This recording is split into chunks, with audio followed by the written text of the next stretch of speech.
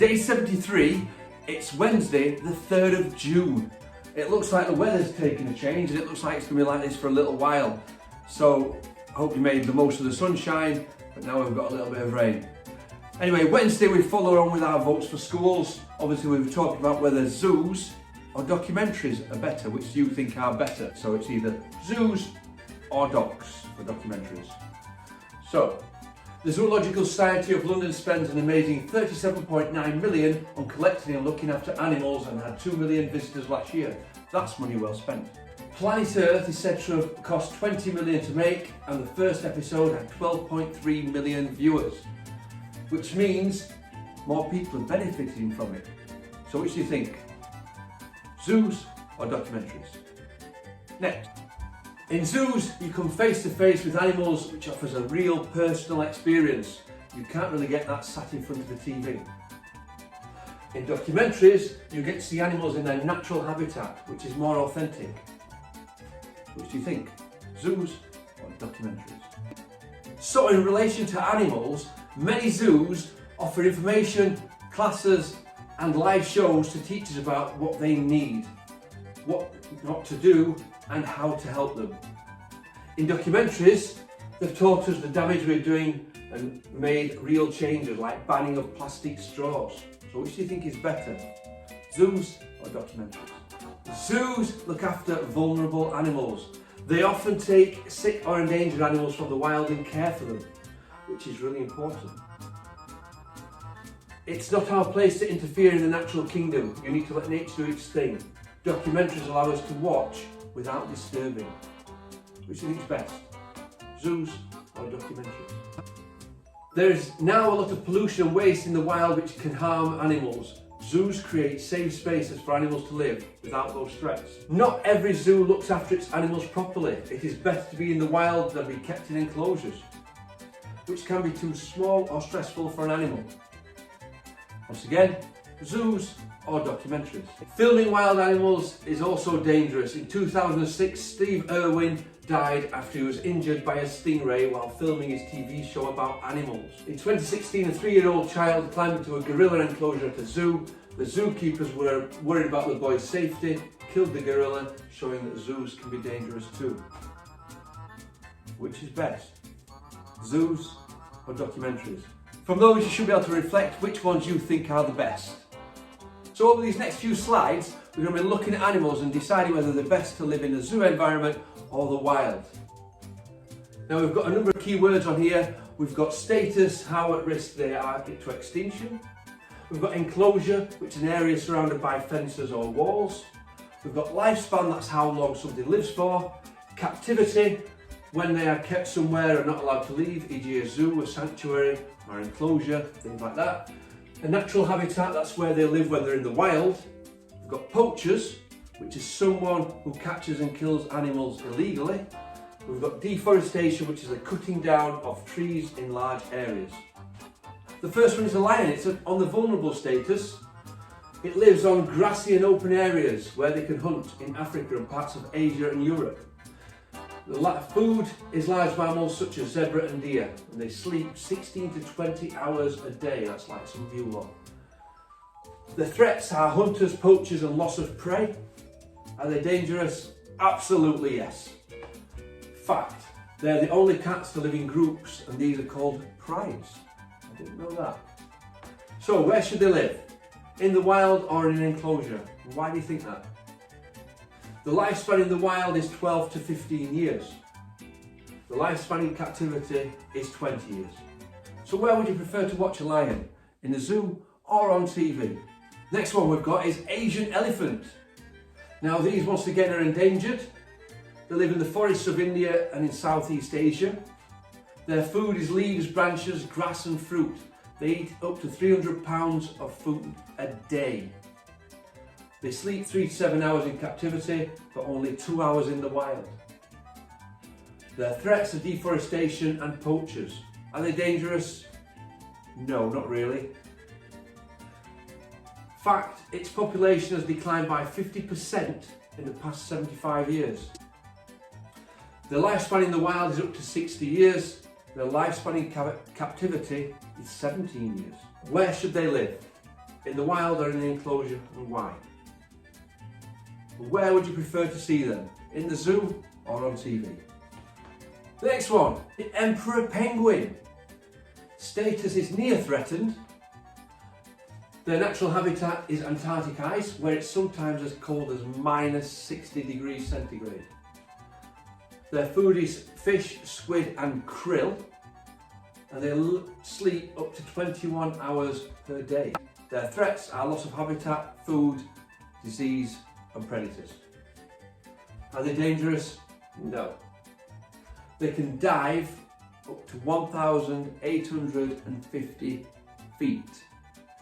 Their lifespan in the wild is 15 to 20 years, but in captivity it's 40 years. So, where should they live? In the wild or an enclosure? And why do you think that? And would you rather watch them in a zoo or on TV? Next we have the giant panda, whose status is vulnerable. Their natural habitat is distant mountains in China. They love bamboo and can eat for 12 out of 24 hours. They sleep for 10 hours a day. Their threats are loss of habitat and their low birth rate. Are they dangerous? No. Which is a little bit strange because they are quite big and they are bears. Here's a fact. Most of our information on pandas comes from studying ones in zoos, as wild ones are that rare and hard to find. The lifespan in the wild is 15 to 20 years, but in captivity it's 30 years. So where should they live? In the wild or in an enclosure? And why? Would you rather see one in a zoo or on TV? Next we have the king cobra. The status is vulnerable. Its natural habitat is the forests and grassy areas of China, India and Southeast Asia. They feed on lizards, eggs and small mammals. Their threats are deforestation, being taken or killed by humans. Are they dangerous? Yes. A fun fact, they're one of the most venomous snakes on the planet, but are also very shy. In other words, if they hear you coming, they will get out of the way. Their lifespan in the wild is 20 years. Their lifespan in captivity may be longer, nobody's sure. So where should they live? In the wild or in an enclosure, and why? And where would you rather see one? In a zoo or on TV? Next up we have the orca. Its status is unknown, there's not enough data.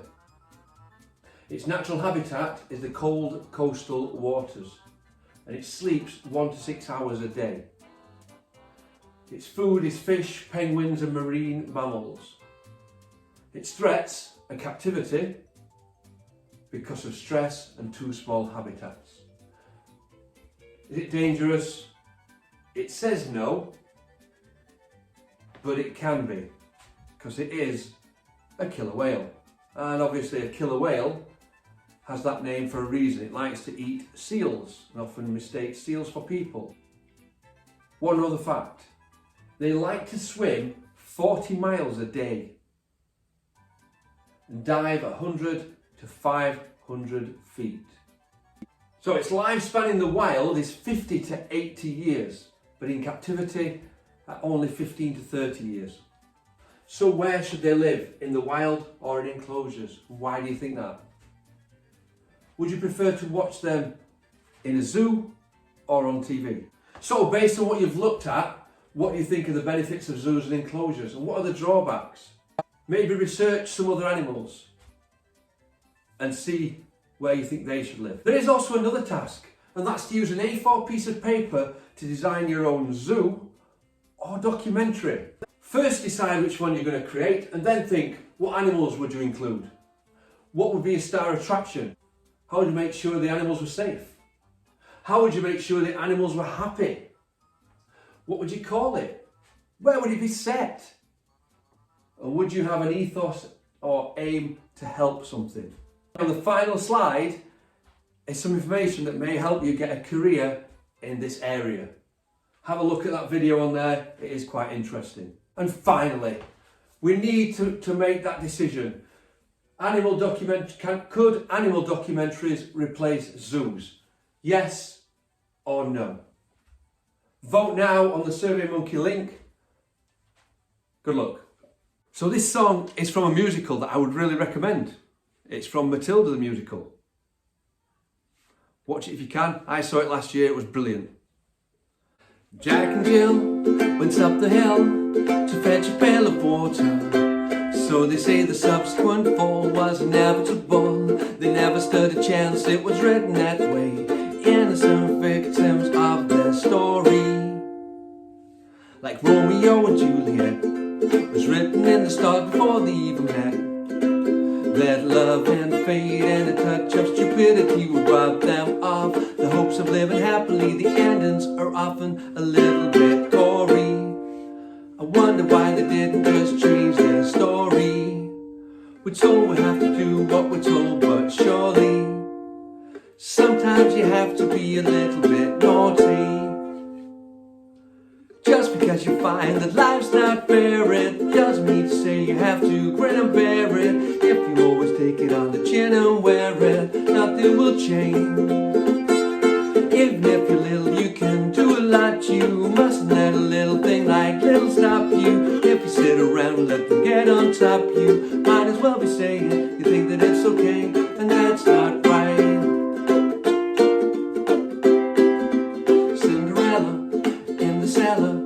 Didn't have to do much as far as I could tell. Her godmother was 2/3 fairy. Suddenly her life was less scary. What if you haven't got a fairy to fix it? Sometimes you have to make a little bit of mischief. Just because you find that life's not fair, it doesn't mean to say you have to grin and bear it. If you always take it on the chin and wear it, nothing will change. You mustn't let a little thing like little stop you. If you sit around, let them get on top you. Might as well be saying you think that it's okay, and that's not right. Have a great day, guys. Maybe get out in the rain a little bit. Enjoy it. Take care.